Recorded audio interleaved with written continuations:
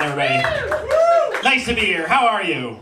Good to be here. Guys, hi, everybody. My name is Michael Kolberg. Don't worry about remembering it, though. That's fine. I know I look very generic. I'm not super memorable. I get it. You guys, I look like I host a podcast about podcasts. I get it. I understand. It's okay. Don't worry about it. It's fine. How's everybody doing, though? Are we okay? It's been a weird couple... tonight we're doing well, but in general, it's been a weird couple weeks, right? Everyone's on the edge, I feel, a little bit. Are we coping? Is everybody coping? No? Some people straight up no. Fair enough, right? Fair enough. I've been coping my own way, just been swiping out of control, right? Online on dating apps. You guys? Just been swiping like a maniac. Just desperately seeking someone to hang out in my doomsday bunker with, you know what I mean? Just out of control on there.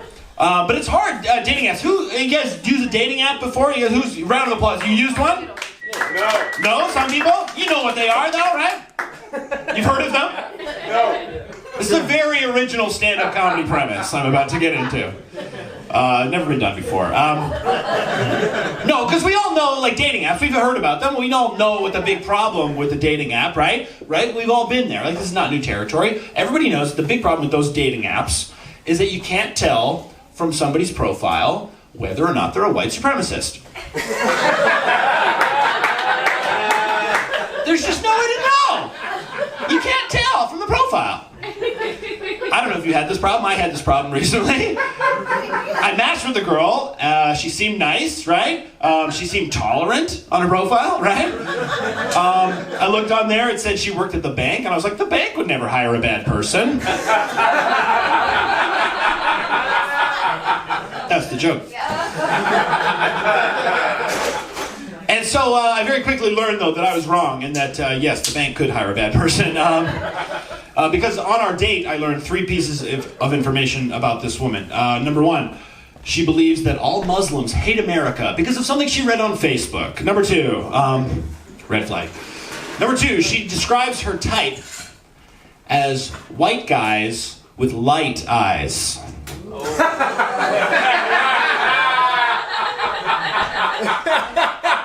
Light eyes is what she said verbatim. And number 3, and this was the real tip-off. She said that she wouldn't sleep with LeBron James, but she does think Donald Trump's sons are very attractive. So I was like, no, I cannot be part of this. I cannot be in this Venn diagram. You know what I mean? This is not a good look for me, right? So that's it. I'm done. I'm done with the whole thing, right? Totally. I'm going to delete Aryan Mingle off my phone. Folks! Yes! Jokes! We got some jokes tonight. That's right. Yes! Yes, sir! But dating's hard. It's hard to get out there meeting people, make that first connection with somebody, right? Is anybody here on a date? Is this a first date for anybody? Who cares? That's a bad premise. Skip. Okay, no. It's hard though, on to find something that you have in common, right? On a first date, to go, you're putting yourself out there, right? I went on a date with a girl recently, and she said she didn't want to do a typical date, right? She wanted to do something fun, a fun activity, right? I was like, oh, that's a great idea. What do you want to do? She's like, oh, let's go geocaching. I don't know if you know what geocaching is. I'll tell you if you don't. I would describe geocaching as a very low stakes treasure hunt. Very low stakes.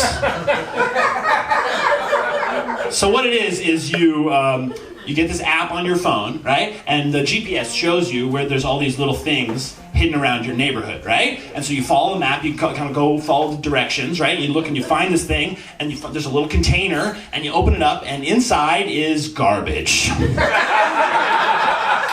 Things I would throw away is how I would describe everything we found geocaching.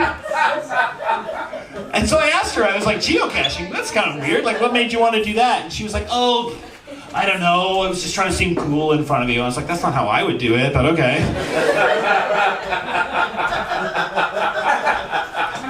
But then I realized, no, that's not not really fair because like, I'm maybe judging her a little harshly, right? Because like my idea of a fun date is like just walking around the neighborhood, peeking over the fence at construction sites, just like, oh yeah! Oh, this is gonna be a good building, yeah!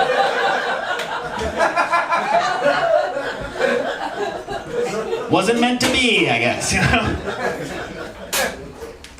It's hard because there's like so many new things that you have to be like get used to now. Like there's all these like new like realities. Like I was in a relationship for a while and I'm single and like I'm learning all this new stuff. Like everybody's polyamorous now. You notice this? Everybody's poly now. Okay, round of applause. Do you know somebody who's in a polyamorous relationship? Round of applause. Do you know somebody? You're in a polyamorous relationship. Keep clapping if it's you. Come on! Show yourself! Who's poly? Who's poly? Who's poly? Who's your primary, right? Who's your secondary? That's a more interesting question. Who's your secondary? Everybody's polyamorous now. And I didn't, at first when I encountered it, I was kind of weirded out by it, right? Like I was at this party and I saw this polyamorous couple. Flock? What? No, harem. I saw a murder of polyamorous people.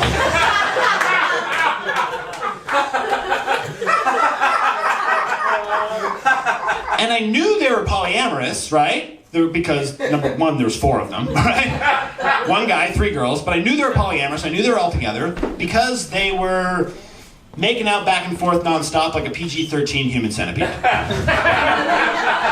Just like... It was kind of gross. It was kind of gross. And so at first I was like, ugh, but then I was like, oh, come on, it's fine, who cares, let them do their thing, right? I had to relax a little bit, right? I was like, let them do their thing. Because first of all, they're totally harmless. Frankly, they're adorable, right? Like all of them, all 4 of them, they're just like these 20-year-old dorks, right? And like, they're not like, you don't have to worry about chlamydia, herpes, nothing like that. The only thing these guys are passing around is sexually transmitted acne. Like that's, they're dorks.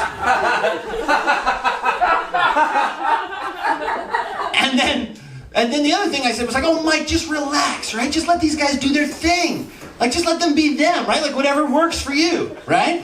Especially at this party we're at. That's why I realized. We're at this party. And everyone was kind of being like, they're kind of flaunting their sexuality at this party, right? It was that kind of party, right? Like, there was the polyamorous crew over here. There's a bunch of gay guys in drag hanging out over there. I was hanging out with a bunch of straight dudes talking about Jason Bourne movies, right? Just being our true selves. Whatever gets you off, right? And he hits that guy in the throat with the magazine. Oh, God.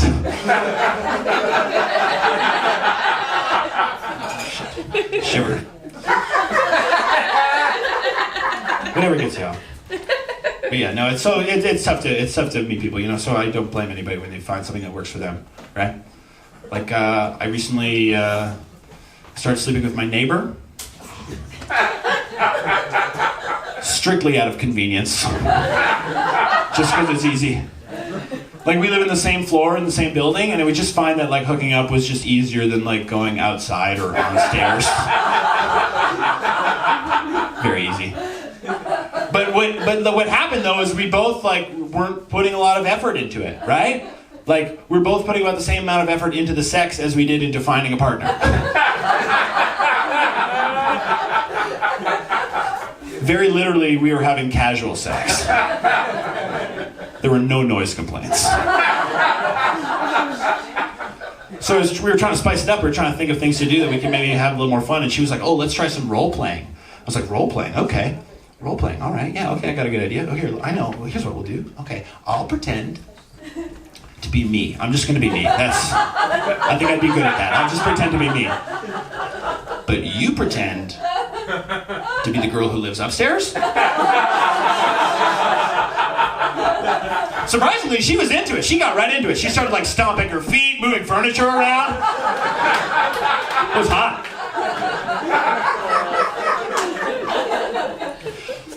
There's all kinds of things though in modern life that make it hard to meet people, right? There's just things you wouldn't even think about, right? Like this is one that you wouldn't think about. Government surveillance. The NSA, government surveillance. It makes it hard to meet people. They're always watching us. Right? But you didn't even think about that. Like the other day, I met a girl named Isis. I was just afraid to put her name in my phone. Think about it. You send a text to Isis? Let's do something this weekend. Drone strike! No questions asked. It's over. All right, guys, thank you very much. My name is Michael Kolberg. Have a good night.